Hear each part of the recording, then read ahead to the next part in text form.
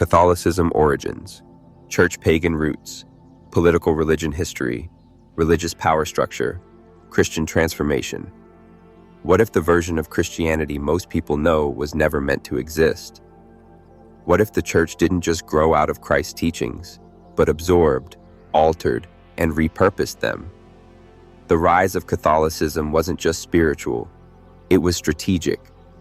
When Rome fell in love with Jesus, it didn't just embrace his message, it transformed it. And over time, the church became something Jesus never intended: a global institution, a political empire, a ritual machine. Why does Catholicism resemble ancient pagan temples more than the house churches of the apostles? Why do we see candles, incense, robes, saints, confessionals, elements borrowed straight from pre-Christian religions? This isn't just history, it's a revelation. Because the religion millions follow today might be built on a Frankenstein fusion of power, politics, and paganism. And the further you dig, the less it looks like Jesus. In Part 2, we'll trace how early Christianity merged with the Roman Empire and how the result was more Caesar than Christ. Roman Empire and Christianity, Constantine Church merger, political Christianity, early church history, Catholic power origins. In the beginning, Christians were rebels, underground, persecuted, hunted. But then, something shocking happened. Rome, the very empire that crucified Jesus, embraced his name. Why? Because Emperor Constantine saw power in unity, and Christianity was the perfect tool. In 313 AD, the Edict of Milan legalized the faith. A few decades later, it became the official religion of the Roman Empire. But this wasn't just acceptance, it was absorption. The church adopted Roman titles like Pontifex Maximus, Roman architecture, Roman laws, even Roman political structure. Christianity was no longer just a message of love and sacrifice, it was an imperial system. The bishop became a governor, the pope became a king, and the church became Rome in robes. So here's the question: was this the triumph of faith or its corruption? Comment below. Do you think the Roman embrace of Christianity saved it or sold it? In Part 3, we'll expose how pagan rituals and holidays were rebranded and baptized as Christian. Pagan influence on Christianity, Christian holidays origins, Christmas pagan roots, Easter symbolism, Catholic ritual history. You know Christmas, right? Born of a virgin, angels singing, December 25th, the holy birth of Christ. But here's the twist. None of it comes from the Bible.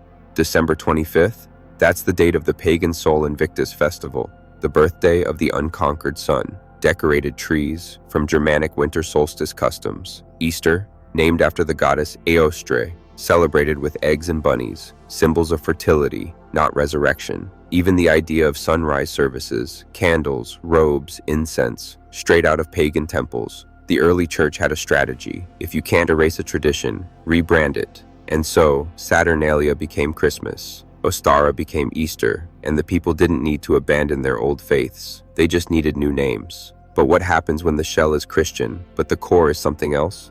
Are we still worshiping Christ, or dancing in disguise around ancient altars? Drop your thoughts in the comments. Do these pagan roots matter to you, or does the meaning evolve with time? In Part 4, we dig into the ritual system of Catholicism and ask, is this spirituality or religious programming? Catholic rituals meaning religious mind control, psychology of worship, repetitive faith systems, church authority. Why do Catholic ceremonies feel so powerful? Is it divine presence or psychological programming? From childhood, you're taught when to kneel, when to stand, what to repeat, what to fear, candles, Latin chants, repetition, guilt. It's not just prayer, it's a scripted experience, and over time the brain responds. Certain words trigger obedience, certain tones trigger guilt, certain settings trigger submission. These rituals aren't just spiritual, they're designed. Because when religion becomes institutionalized, its power lies not in truth, but in rhythm. It becomes muscle memory, a loop, a trance. So here's the question: are we praying, Or are we being programmed? Drop a comment below. Have you ever questioned a religious ritual you grew up with? Was it empowering or controlling? In part 5, we'll look at the invention of confession and why placing guilt in the hands of priests might have been the church's greatest psychological weapon. Catholic confession purpose, guilt and control religion, priest power structure, religious manipulation, spiritual authority. Imagine this. You're taught that your deepest flaws, your darkest sins, can only be forgiven by another man. Not God, not conscience, but a priest. Welcome to confession. But here's the twist. Confession wasn't practiced by the early Christians. It was introduced centuries later, when the church needed something more than belief. It needed control, by making sin a matter of paperwork, by placing forgiveness behind a curtain. The church turned your soul into their system. You were no longer accountable to yourself. You were accountable to them. And once you confess, you're relieved, you're grateful, you feel free, but also you're vulnerable, because whoever controls your guilt controls you. So ask yourself, is confession truly about cleansing the soul, or is it about consolidating power? Comment below. Have you ever felt freer after confessing? Or did it feel like someone else now owned a piece of your shame? In part 6, we'll expose the cult of saints and relics, and how turning humans into holy figures might have blurred the line between worship and idolatry. Catholic saints worship, relic veneration, idolatry in religion, religious symbolism, church spiritual hierarchy. What happens when the worship of God starts to look a lot like the worship of people? In Catholicism, you don't just pray to God, you pray to saints. You touch bones, you kneel before statues, you carry medals, you light candles for intercession. But where's the line between honoring and worshiping? In ancient times, relics were big business. A drop of blood from a saint, a piece of cloth from a martyr, a splinter from the true cross, all said to carry power, to heal, to protect, to bless. But does this sound like monotheism or ritualized idolatry? Early Christians rejected graven images, but centuries later, churches were filled with icons, relics, and symbols, more akin to pagan temples than synagogues or house churches. So what changed? The people needed connection. The church gave them objects, and over time, devotion shifted from God to God's representatives. So here's the reflection. Does praying to saints bring you closer to the divine or distract you from it? Comment your thoughts. Do you see saints as spiritual allies or as a barrier to pure worship? In part 7, we'll confront the ultimate question. What happens when a church becomes more powerful than the message it was built on? Catholic Church power, religious hierarchy, political control through faith, institutionalized religion, church and state history. What happens when a spiritual movement builds palaces, armies, and empires? It stops being a movement and becomes a machine. The early church was built on humility, but over centuries, it transformed into a monarchy with a pope as king, a court of cardinals and bishops, an empire with wealth, land, and laws. This wasn't about souls anymore. It was about systems. The Vatican became a state, the pope, a head of state, the clergy, a governing class. And the message of Jesus, it was filtered through layers of power, ritual, and control. If you wanted access to heaven, you had to go through them. Forgiveness, permission. Marriage, permission.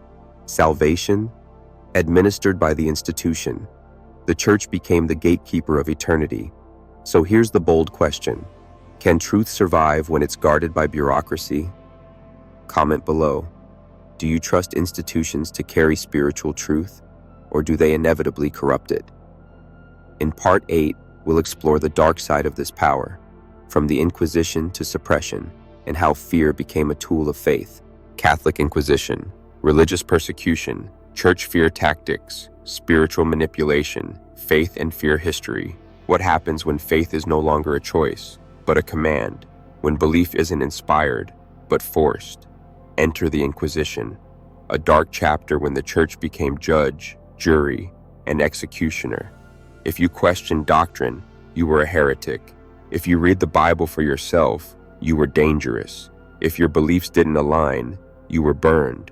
Torture wasn't just allowed, it was sanctified. People were imprisoned for questioning priests, mutilated for translating scripture, executed for independent thought, and all in the name of God.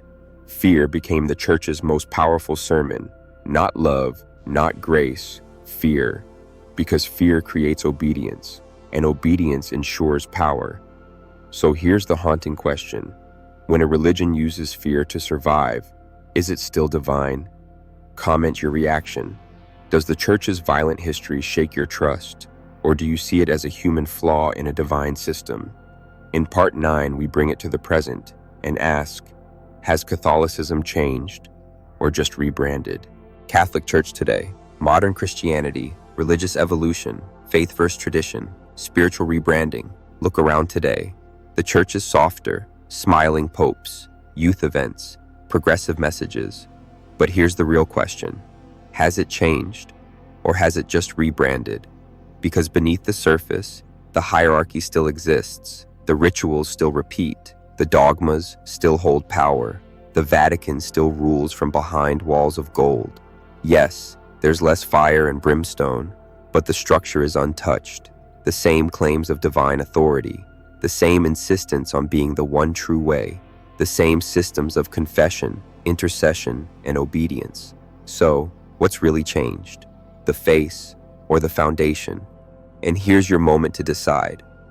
Do you follow faith or familiarity? Comment below.